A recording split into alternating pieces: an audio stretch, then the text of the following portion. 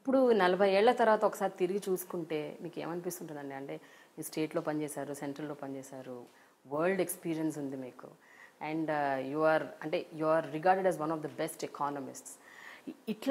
ఇటువంటివన్నీ మీరు వాళ్ళ ద్వారా వీళ్ళ ద్వారా వింటున్నప్పుడు, మీ గురించి పేపర్లో వస్తున్నప్పుడు, ఆబ్వియస్గా you'll feel very nice about, but what else you feel?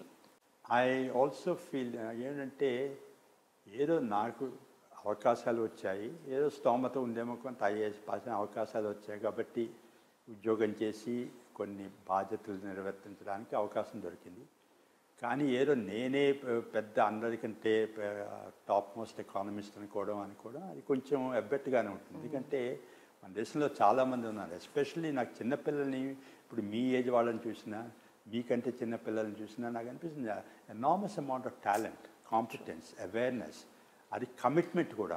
ఇప్పుడు ఏంటంటే మా వయసు వాళ్ళు అనుకుంటారు మేమేదో గొప్ప పనులు చేసాం, చాలా కమిటెడ్, కానీ ఇప్పుడున్న చిన్నపిల్లలకి కమిట్మెంట్ లేదండి.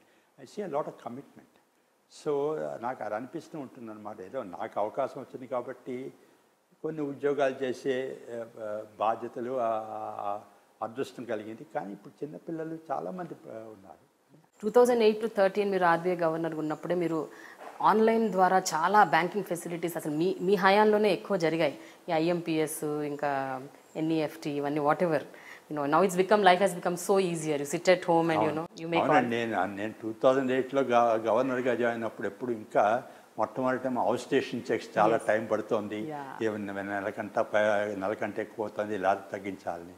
అలాంటిది నేను గవర్నర్గా ఫినిష్ చేసేసరికి 2013లో చాలామందికి చెక్స్ అంటే కూడా తెలియదు. ఇప్పుడు చిన్నపిల్లలకి ఇప్పుడు 25-26 ఏళ్ళు ఉన్న వాళ్ళకి చెక్స్ అంటే ఏమిటో కూడా తెలియదు అనమాట. అటువంటి పరిస్థితికి వచ్చేసాం. That's tribute to the technology. But as a person మీరు ఎంతవరకు కనెక్టెడ్ అండి? How much are you on Facebook? Facebook అది నేను పెద్దగా చూడనండి. టు ది ఎక్స్టెంట్ నెసెసరీ నేను I'm online, but I'm not one of those people who is addicted to the computer or to internet. అయితే RBI గవర్నర్స్గా చేసిన కొంతమంది రాజకీయాల వైపు వెళ్ళారు, కొంతమంది మన్మోహన్ సింగ్ గారు ప్రైమ్ మినిస్టర్ అయ్యారు, రంగరాజన్ గారు గవర్నర్ అయ్యారు. సో మీరేంటి, సుబ్బారావు గారు ఏం కాబోతున్నారు?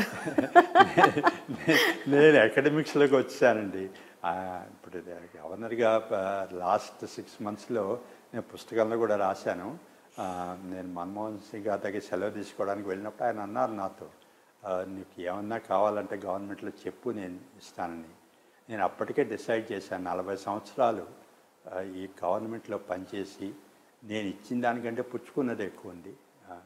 తర్వాత కొన్నాళ్ళు ఇంకా రిటైర్ అయిపోయాక ప్రైవేట్ సిటిజన్గా నేను ఏం చేయాలో అలాగే బతకాలనుకున్నాను. కానీ ఆయన మొహం ముందు చెప్తే బాగుండదని చెప్పి తప్పకుండా సరే ఏమన్నా అవసరం ఉంటే మీ దగ్గరికి వస్తాను. మళ్ళీ నేను ఆయన దగ్గరికి వెళ్ళలేదు. ఆయన పదవి విరమణ చేసి ఆయన వెళ్ళిపోయారు. ఇప్పుడు నేను తర్వాత ఏవైతే చాలా ఆఫర్స్ వచ్చాయి, కానీ నేను ముఖ్యంగా అకాడమిక్స్లో ఉండాలని చెప్పి అందుకని సింగపూర్లో యూనివర్సిటీలో పార్ట్ టైం ఉద్యోగం చేస్తున్నాను. అంటే మీకు అసలు ఇంట్రెస్ట్ లేదా, లేకపోతే ఓకే చూద్దాంలే అని అనుకుంటున్నారు? అట్లీస్ట్ భవిష్యత్తులో కూడా ఏమన్నా ఒక ఇన్ కేస్ ఎనీబడీ ఆస్క్. నాకు అది హైపోథెటికల్ క్వశ్చన్ అని, నాకు తెలుగులో దానికి ఏమంటారో తెలియదు, హైపోథెటికల్ క్వశ్చన్ అని. కానీ